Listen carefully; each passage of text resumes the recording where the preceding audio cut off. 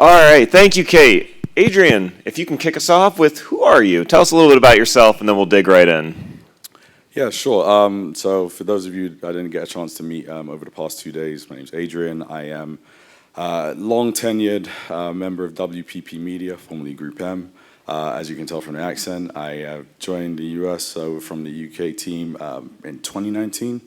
Been at WPP for going on 12 years. Not quite the 19 that Seth has, but I'm working on it. I'm expecting my gold watch too from them sometime soon. Came over to help build what is, as the title kind of denotes, the Advanced Digital Out-of-Home team, which is piecing together all of the best parts of programmatic, all of the best parts of digital across the business and bringing it to out-of-home to help it just, with the evolution and increase overall investment and adoption. Yeah, I love it. So digital out-of-home has this incredible capacity as a creative channel. Yep. But when we spoke a couple of weeks ago and we started teeing up to this summit, you kind of expressed to me that maybe we've gone too far or that there are some dangers if we lean too heavy into the creative side and we don't consider the full scope.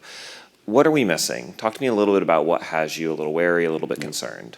Yeah, and just to clarify, I think out-of-home is the biggest creative canvas we have in media, and it should continue to be. And my concern was more so that we were pigeonholing ourselves as only that, when there's so much more that we can branch out to be.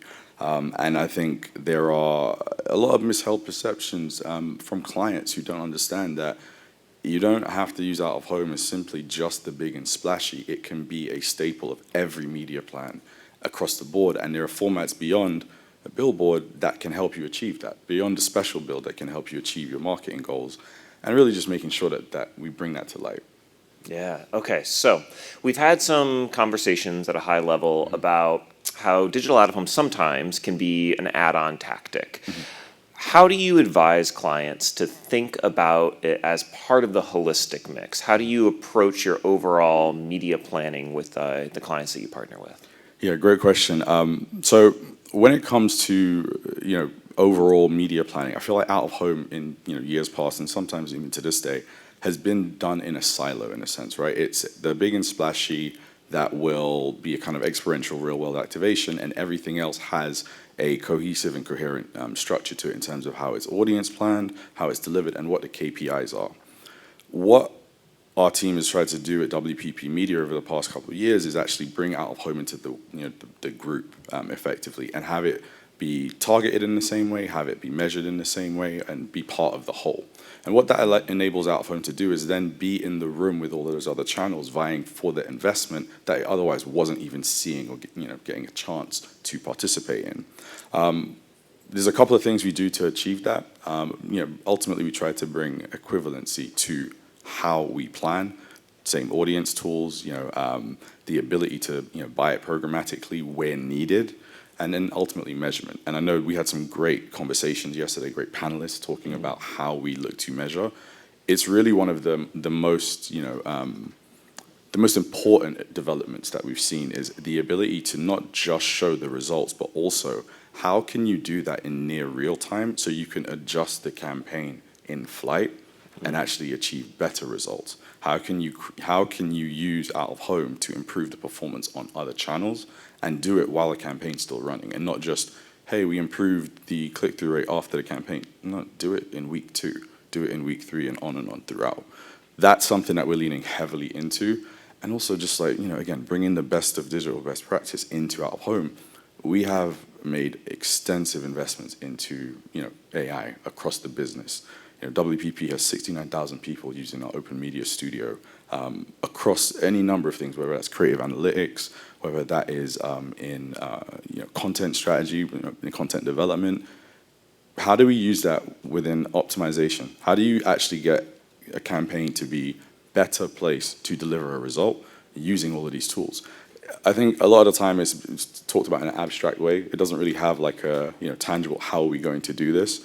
And I'm sure we'll get to it in a bit, but we have deployed AI across campaigns using out-of-home to improve the performance on footfall rate to a particular store and show the results to a client. That's led to repeat investment that has grown over the course of years. So I came in 2019. We've got clients that we've got the better part of a decade worth of work and insights on where we've done this exact rollout. And really at this point, it's how do we extend this to all of the clients in our portfolio?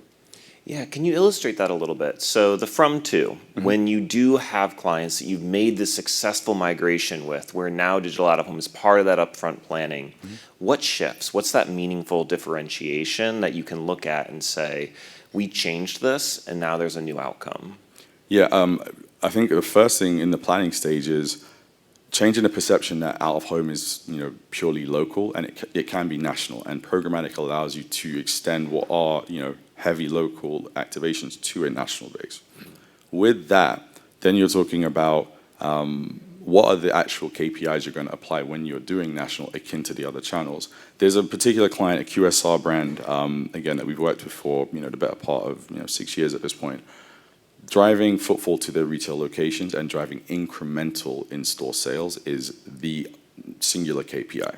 Reach and frequency are, kind of tertiary, if that, but they give an indicator, but it's really, are you driving net new people to my stores to purchase my products? What we were able to do with, a variety of partners over the years in terms of measurement partners is actually define that success metric for digital out-of-home. There was talk yesterday about how we use the capture of mobile ad IDs to infer who's been exposed to the ad and actually follow those users through to a completion, in terms of a visit at retail and then subsequently in-store, purchase. We're able to then look at which formats by market have those users been exposed to and show over time the highest trended, performance to an incremental in-store visit and incremental in-store sale. And this is amongst, we're working with, connected TV, digital audio. Every channel across the board is on this plan, and out-of-home has consistently, for a number of years, been the standout performer at driving those, retail sales and in-store footfall. What that has led to is, again, over the course of these years, increased investment year on year, and even as the overall marketing budget for the brand has, sometimes fluctuated, out-of-home has maintained consistently. So overall, the share of budget has, obviously increased, and it's a model that we are, rolling out to, many other brands, not just QSR, but anybody who's within the retail space, even if they don't have their dedicated retail store, like a CPG brand. How are we going to increase in-store sales for you, or preference to, purchase intent at retail? As you're talking about all of these considerations, there's kind of a through line emerging here around the need to be proactive with this planning and to consider the upfront. Talk to me a bit about that initial architecture when you're sitting down with a brand or as you're talking to your fellow agency partners within the WPP network. How do you think about that initial planning stage to ensure that you've thought through the KPIs, you have the right structure in place with your, your reporting or the metrics that you want to capture, the data flow, all of that? How do you approach that initial foundation? Yeah, start off with the client KPI, and then I'll use the QSR example. They want to drive the in-store sales. We work back from there on where do we have coverage with our out-of-home markets, and does it match to more of a static buy versus digital? Where we can, we try to mirror some of the best practice across other channels. If you think about with a TV campaign, for example, or video campaign in general, they'll usually have a kickoff with a major, a Super Bowl ad spot that is then followed by a series of, blitz across YouTube, TikTok, etc. And we look at how would you mirror that in out-of-home that is currently not being done, and that may entail a series of huge takeovers, static placements that then is followed by this national activity for programmatic across all of the available digital inventory. And it's almost the equivalent in display would have been you do a homepage takeover on a major site, and then you deploy across all of the rest of the sites, and audience follow the audience wherever they may be, whether that be a billboard, an atmosphere screen, wherever the case may be. At that point, once you've established that, we are looking at, again, with the measurement partners, what can you viably give us and in what cadence? Can you give us a campaign report on week 2? Can you give us a read on some of the signals that have proven performance? Or is it going to have to be at the end of the campaign, and we determine based on that, what can we give the client as an optimization?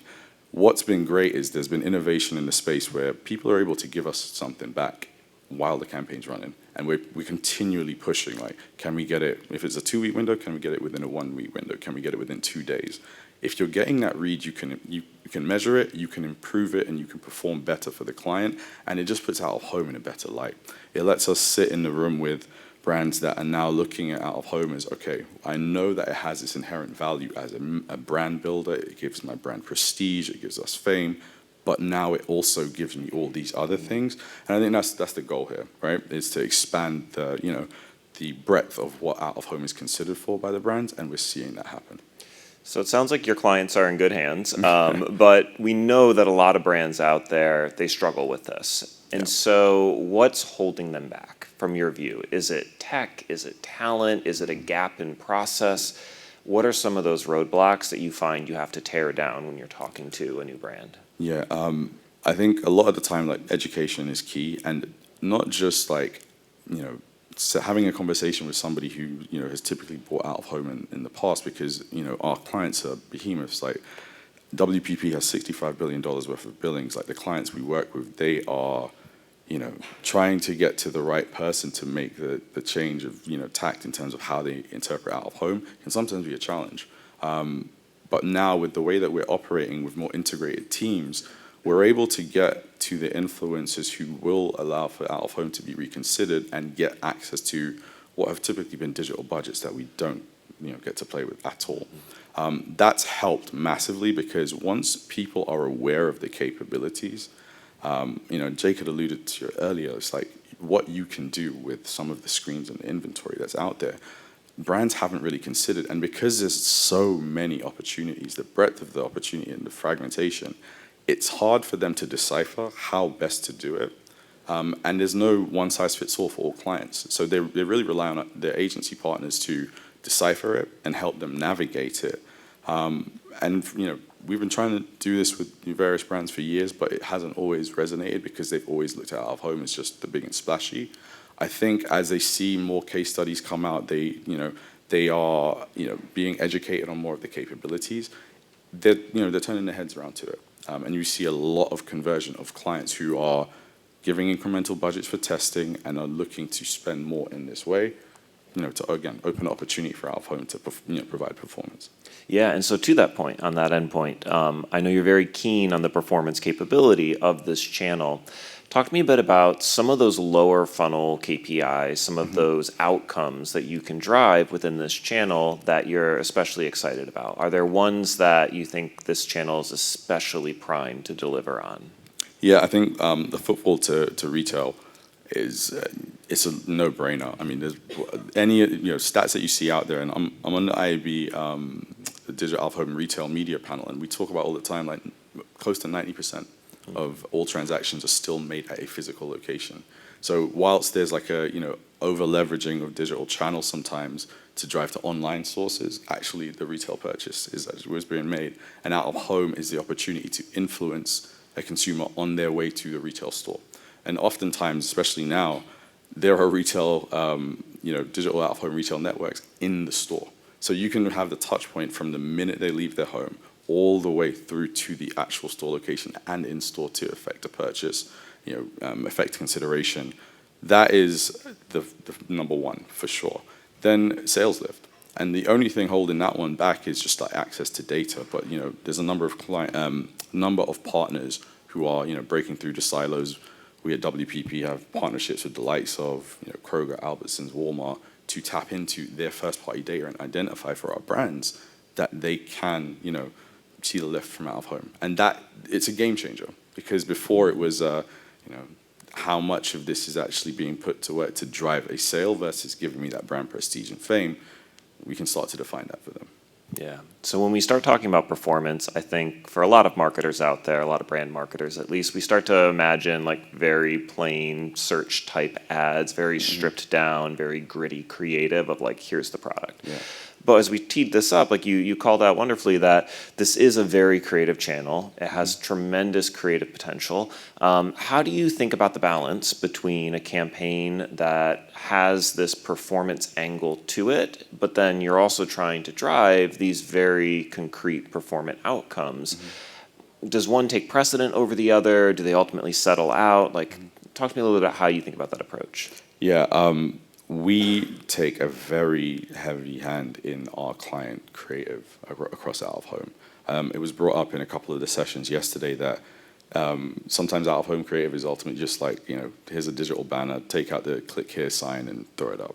We like to circumvent that and provide a number of creative services and work with a number of different creative vendors to give them the best that they can have. And particularly if you look at retail again, dynamic creative, the ability to have the turn-by-turn directions, the ability to throw in pricing to encourage, encourage purchase on, travel brands, what people are searching for in your local area to create a sense of FOMO around you missing out on, going to Aruba or wherever the hell it may be. Like, these are things that are easily doable, and a lot of brands don't realize can be done at, the flip of a switch, because they just haven't been exposed to it before. So we love to get involved very early with what is the creative messaging. We kind of canvas it out to our creative team and to our partners, and understand, can we create something that's a bit more contextually relevant that is going to resonate better? Because, for all the will in the world, we're applying all of the best in class across audience targeting, best media. You've got the ability to optimize, but if the creative isn't hitting, it doesn't really matter. So we make sure that is a focus at the outset. Mm-hmm. All right, now let's wake everyone up with everyone's favorite topic, budgeting. If ultimately we're talking about performance outcomes here, right, this will lead into conversations on how do we shift budget around within the overall mix and hopefully drive more dollars into digital out of home.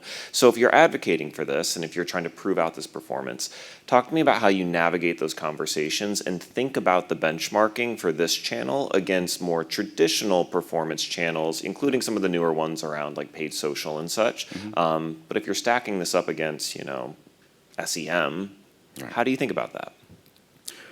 I think the key is to, have your SMART goals. You set something that is actually attainable to begin with and then branch out from there. With some of the clients that, the QSR that I mentioned, we started off with what is a relatively small budget in a select handful of markets to prove out the effectiveness. And then we branched out from there, and we used, a variety of different things from, brand lift, which ultimately, out of home performs pretty well for, and then, looked at accelerating it to footfall. And then beyond that, expanding the markets and getting to a national incremental footfall and in-store sales. And really just taking, step-by-step small wins to engender the trust of the client and show them that the actual medium works and keep building from there. And again, like, clients want to see that this has happened before. They've done, you've got a case study. Very few of them want to be the first one to try a lot of this. But, identifying within your business, like, who are advocates, who are, the ones who are a little bit open to testing, the risk takers, and work with them to build out a proposal to a client that is going to really hit and take it from there. And we've done that now across the board to where the demand for the things that we had otherwise had to proactively go out and sell is, the fish are jumping in the boat. Yeah. So there's a little bit of a disconnect here that I want to bridge in that I love that you talked earlier about how when you structure these campaigns in the right way, you can get pretty quick readouts. Within a couple of days, couple of weeks, you can start to see how it's doing and you can optimize against that. But we know how brands like to measure. They want to wait for their MMMs. They want to take a couple quarters and see, does this hold true over time? Yep. But if we want to be more nimble marketers, and if we want to make our dollars work harder for us, especially in economic environments where you have to move quickly, how do you navigate that with a brand? How do you convince them to take some of those bigger swings a little bit quicker? Or how should they think about their measurement when they're looking at, quicker reads versus their MMM? Yeah, a great question. There are some brands for whom doing the dynamic and fast moving is not always the best use case for their campaign, right? So we apply it selectively where we think it can make an impact, and I think that's key for them. Like, you want to have the trust of the client in that we're not going to put this forward unless it is suited. Now, where we see an opportunity, we approach them with full force, and we give them the ability to get that initial read, and then we work with them to associate that burst campaign with any fluctuations in the MMM. Was that the spike that you see in your MMM for the brand favorability, affinity, intent to purchase associated to that activity, and create a campaign that is big enough to actually get statistical significance, right? You don't want to be like, hey, we'll run this for 10K and it will give you X amount. That's not going to make a blip for some of our bigger clients, and so we just won't propose it. And I think that's really key, is understanding time and place of when is this suitable to deliver an impact, which is ultimately what the brand wants. Yeah. Okay. So let's say you're one of the brands sitting out in the audience today, and maybe you're starting to sweat a little bit, feeling warm around the collar, realizing that, hey, maybe you didn't orchestrate digital out of home as part of your broader mix in the upfront, like we've discussed, or you haven't taken that time to set the right foundation for your measurement, and your campaign's already out in market. Are you just totally screwed? Or how might you think about reacting, pivoting, playing catch up? What are the ways in which you can right size the ship? I think, especially look, digital out of home is the driver of out of home growth in the US. The opportunity to pivot some of the digital activation to something that is akin to more agile is apparent at any time, right? It's important to understand what are you looking to deliver on, and also what capabilities do you have, to deliver, creative assets that are going to allow you to be agile. Because ultimately, as we talked about earlier, you need to have creative that is going to resonate, and if not, probably don't start down that path yet. That is the most important thing. As far as how best to achieve it, I think, again, start small. What is a goal that you want to achieve that you're currently not able to right now, and that is viable to do so? And how then can you deliver it using an agile approach? Is it that you want to increase the share of voice in a market, and you can do that incrementally by buying on an audience basis? Do you need to boost sales in a market where you're flagging, or dial up and down according to where you are over leveraged on other media? We do this a lot for clients, particularly those with the streaming brands. Where do they have the heaviest penetration of subscription service or not?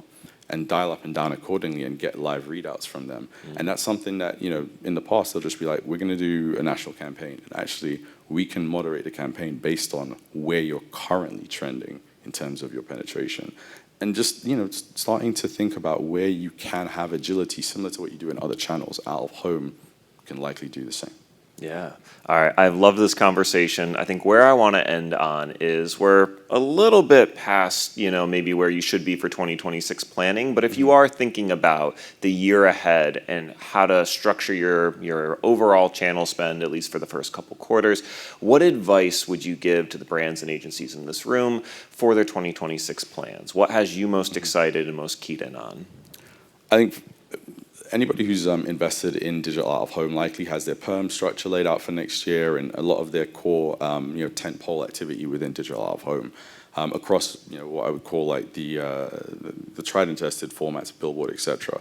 What's really exciting is the breadth of out of home now, the different formats that you can buy across and invest in, and all of the different touch points and opportunities it offers you. Again, we look at retail, and retail networks are booming. The opportunity to talk to the consumer in a purchase mindset is far greater at this point than it's ever been.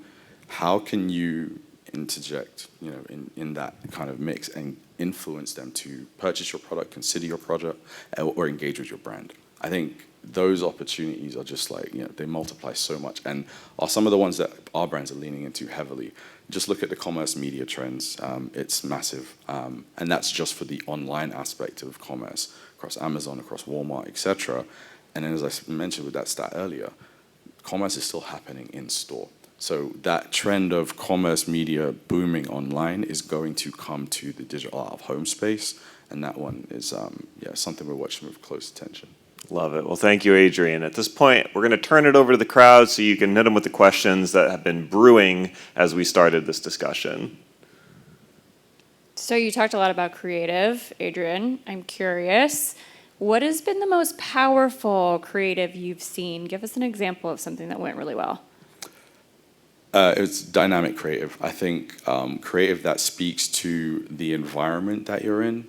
but also has an element of dynamism in terms of the assets that are switching in, that refreshes the creative so that even within a space where you may be, playing out many times and dominating and people are seeing it and getting obviously that frequency, you're still keeping the messaging fresh so that whenever the brand is seen, there's something new to engage with and have the eyes on to the ad. I think that's really key and what every client is ultimately aiming for, and it's just incumbent on us to help them figure out, if this is your core brand messaging, how can we create versions off of that to keep it fresh and relevant within the out-of-home space? Mm-hmm. Is there a cadence that you would recommend in terms of switching up creative so it doesn't get stale? At the outset of the campaign, we try to have them go with, let's say like a dozen different types of creative messaging that fit within an overall theme and have a multitude of different, color palettes and imagery that go with it. And from there, I think that's a good starting point, and depending on the length of the campaign, you can then determine if you need to rotate in more assets, cut back on some, based on the performance. Mm-hmm. Great. One right here. Yeah, let us know who you are. Hi, Jenny with ODN. Who are you using for your mid-flight campaign reports? You referred to getting that feedback within 3 days, sometimes 2 weeks. So some of these are the ability to take the mobile ad IDs and, again, retarget across other channels that we have on our media plan, so integrating out of home into, audio, etc. Those other channels, they have instant feedback on a lot of the studies that are being run on them. We cannot determine the digital out of home exposed audience has, that we're retargeting across the other channels, has a higher level of performance in terms of a football, view-through rate, whatever the case may be, the KPI, down there instantly. And that's stuff that we can do internally. In terms of the actual partners, I'm not at liberty to share, unfortunately. You can if we grab some time later, I might mention a few of them. But there are more that are coming to bear, and more than anything, the ones that are in the digital space that have now pivoted to digital out of home, more and more of those players are finding themselves in a conversation for digital out of home, building out capabilities and understanding the channel better to service it better. As we all know, like for the longest time, out of home hasn't, we've had to rely on kind of home-based solutions, a lot of like out of home centric and specific, measurement partners. Now the bigger players are finding themselves in this space. All right, Adrian, thank you so much for the insights this morning. All right, thanks.